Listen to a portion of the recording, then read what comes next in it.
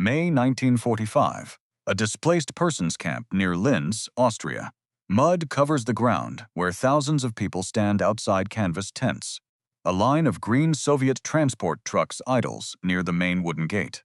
The exhaust fumes mix with the cold rain. Suddenly, a woman screams. She climbs the chain-link fence, tearing her hands on the wire. She throws her bundled infant backward over her shoulder into the arms of an American nurse. On the muddy ground below, men take small pieces of broken glass and sharp metal from their pockets. They press them into their own wrists. They bleed into the mud. They do this because they choose pain over the trucks. An American captain stands between the shouting guards and the surging crowd, holding a piece of paper.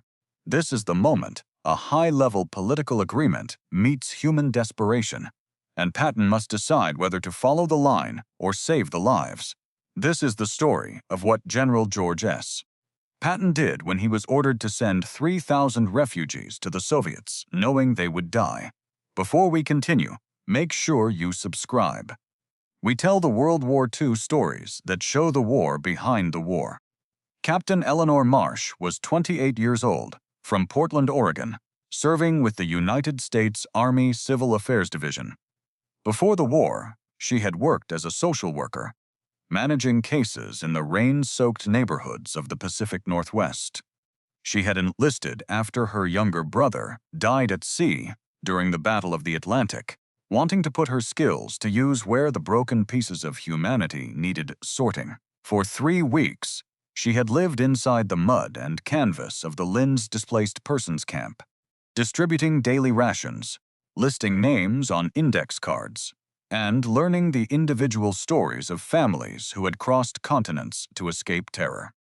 She had earned their trust by remembering their names and securing extra milk for their malnourished children, and now she was the only barrier between those families and the guarded transport trucks. Colonel Viktor Petrov was 40 years old, a seasoned officer of the Soviet Red Army, born in an industrial district near Moscow. He viewed the world through the rigid lens of state ownership, believing that every person born within the borders of the Soviet Union was property of the state, regardless of their choices or survival during the German occupation. He wore a perfectly tailored wool tunic, free of mud, with highly polished leather boots that gleamed, despite the constant Austrian drizzle. He traveled with a personal cook and carried his orders in a leather case stamped with the state seal, a symbol of his absolute authority backed by 3 world leaders. To Petrov, the screaming women and the bleeding men in the mud were not refugees or victims of a global cataclysm, but legal assets to be reclaimed, accounted for, and returned to the system without delay or sentiment.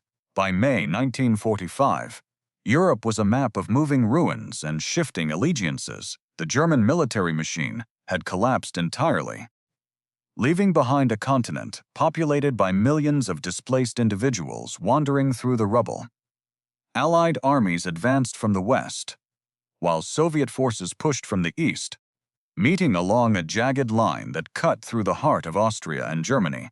In the gaps between these advancing forces, millions of former prisoners of war, forced industrial laborers, and political refugees gathered in hastily assembled camps managed by overworked military units. The infrastructure of civil government had dissolved, leaving army officers to handle the daily survival of vast populations with limited food, medicine, and administrative guidance. Amid this administrative chaos, the political decisions made months earlier by heads of state at the Yalta Conference began to take physical shape on the ground. Western Allied commanders received strict instructions from the Supreme Headquarters Allied Expeditionary Force to locate and return all Soviet nationals to their home country. Most officers processed these orders without scrutiny, viewing the mass movement of people as a necessary logistical step towards stabilizing the region. They cleared out entire sectors, loaded trains, and handed thousands over to waiting Soviet authorities without checking individual histories or listening to the protests of the families involved. The focus remained entirely on clearing the geographic zones and meeting official quotas established by international diplomacy. The camp near Linz became a collection point for these conflicting forces, where official paperwork encountered the immediate reality of human panic. The residents had spent years surviving German labor camps, only to find themselves categorized as state property by the liberating forces. The rain continued to fall over the rows of tents, soaking the ground into a deep mire where thousands waited for their names to be called from the master lists. Colonel Petrov stepped out of his staff car and walked toward the small wooden office at the camp gate, his polished boots clicking against the timber planks. Captain Marsh stood by the desk, holding the master registry of the 3,000 individuals housed in the canvas tents. Petrov dropped his heavy leather case onto the table, splashing water onto the captain's paperwork. "I have 30 transport vehicles arriving within the hour," Petrov said. Captain Marsh looked through the small glass window at the waiting mothers and children. "The registration process for these families is incomplete," she said. "The paperwork is finished," Petrov answered. "They are Soviet citizens, and they are going home." "Many of these people have identity papers from other regions," Marsh said. "We need time to verify their true legal status." "They are lying to you to escape justice," Petrov said. "They belong to the state, and the state expects their return today. Our army directives require us to prevent self-harm and maintain order inside this camp," Marsh said. "The families are panicking because they believe they face immediate execution or labor camps if they board your trucks. What happens to them after they cross our border is a matter for Moscow." "Not for an American captain," Petrov said. "You have your orders from your supreme headquarters, and I have mine from Marshal Stalin. I cannot permit you to load people who are actively harming themselves or throwing their children over the wire," Marsh said. "We must wait for a formal review from the district commander." "Your district commander has no authority to alter an agreement signed by 3 heads of state at Yalta," Petrov said. "If you attempt to delay these vehicles, I will report to my superiors that the United States military is violating its treaty commitments and harboring enemies of our state." The families inside the tents have spent years surviving the forced labor camps of the German army. Marsh said, "They deserve a proper legal hearing before they are forced onto transport trucks. They are property of the Soviet Union," Petrov said. "Your feelings do not change international law, and your small office will not stand in the way of our state policy." Captain Marsh closed the logbook and stepped away from the desk.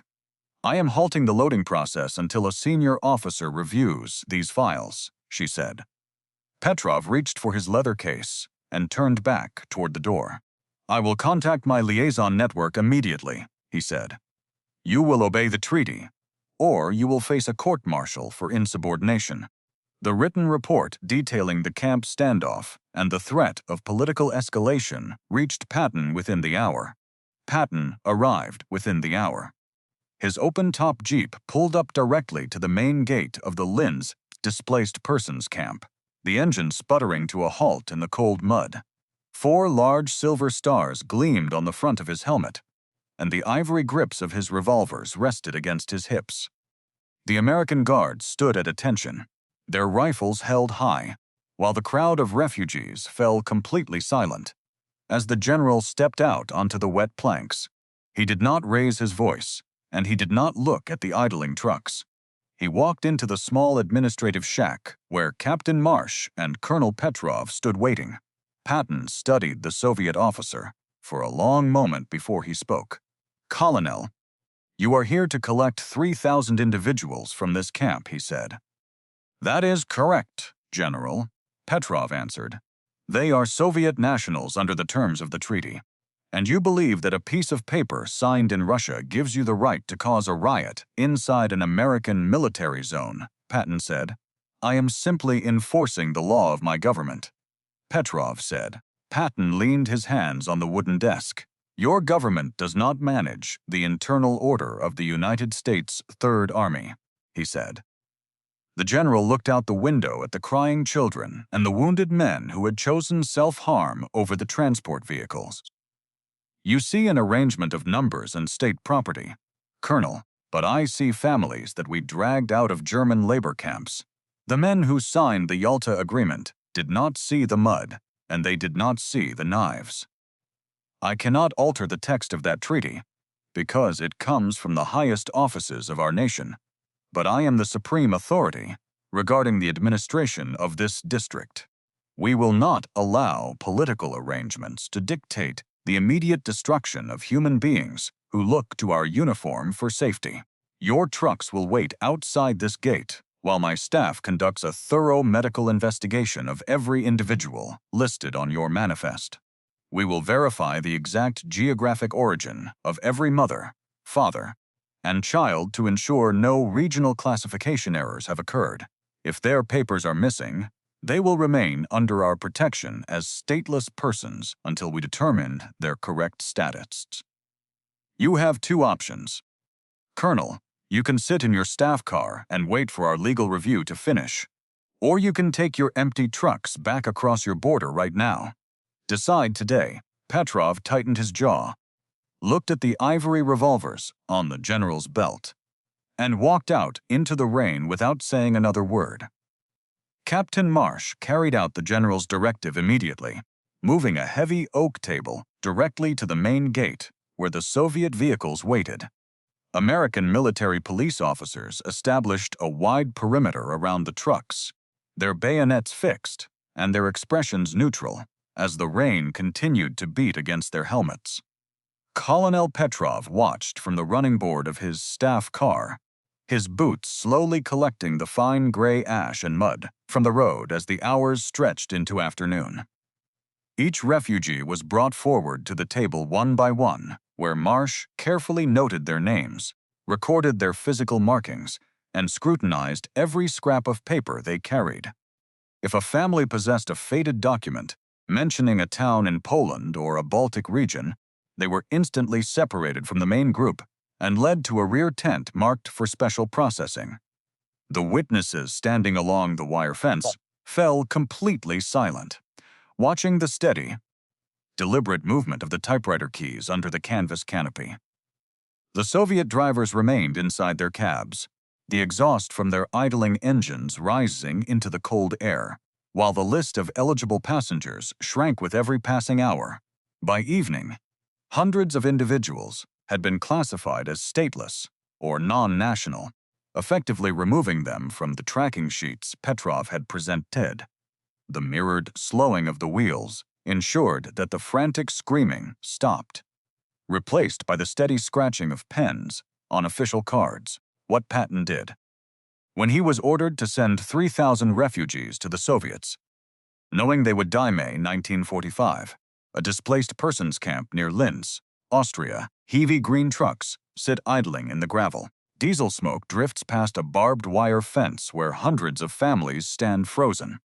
A Soviet liaison officer steps forward, clipboard in hand, and signals his drivers to drop the tailgates. The crowd breaks.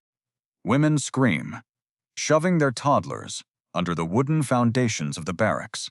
Men pull rusted blades from their pockets, cutting their own wrists right on the gravel rather than walking toward the vehicles. A young mother, her eyes wide with terror, sprints toward the perimeter, throws her bundle over the wire into the arms of an American nurse, and scrambles up the chain-link grid. The Western Allies promised safety, but an order from the highest command has just arrived, turning liberators into captors. General George S. Patton receives the directive at his headquarters, and his response will change the fate of thousands. What Patton did, when he was ordered to send 3,000 refugees to the Soviets knowing they would die May 1945, a displaced persons camp near Linz, Austria, under a pale morning sky, families sit on wooden crates, sharing thin bowls of soup and watching the camp gates. Children chase a stray dog between canvas tents, while mothers hang washed rags on barbed wire to dry. The war in Europe is over, and for the first time in years, these people breathe the air of apparent safety. Then, the heavy grind of diesel engines breaks the quiet. A convoy of green Soviet transport trucks rolls through the entrance, kicking up plumes of gray dust. Armed guards leap from the running boards, their rifles uncased. Panic hits the camp like a physical blow. Women scream and shovel their children underneath wooden floorboards, wrapping them in blankets to muffle their cries. Men pull rusted blades from their boots and slice their own wrists right on the gravel, choosing to bleed out on Austrian soil rather than step onto those flatbeds. A young mother sprints toward the perimeter, locks eyes with an American nurse, and flings her crying infant over the wire mesh before scrambling up the fence herself. They know what waits across the border: execution pits, forced labor, or complete disappearance in the eastern wastes. They survived the German labor camps only to find their liberators turning into their captors. But General George S. Patton has just received the directive from the Supreme Command, and his response will stun both his superiors and the Soviet officers waiting for their human cargo. What Patton did. When he was ordered to send 3,000 refugees to the Soviets, knowing they would die May 1945, a displaced persons camp near Linz, Austria. Engine exhaust from heavy green transport trucks fills the spring morning air as hundreds of frightened families back away from the wooden tailgates. The crisis begins when a Soviet officer steps forward, unrolling a transfer list containing 3,000 names and demanding the immediate custody of every man, woman, and child inside the wire. Refugees scream. Desperate mothers throw their infants across fences into the arms of shocked American nurses, and young men slice their own wrists on the gravel rather than face the eastern trains. General George S. Patton receives the execution orders from the highest command, but his quiet, calculated response will turn bureaucratic regulations into a defensive wall that shields thousands from the firing squads.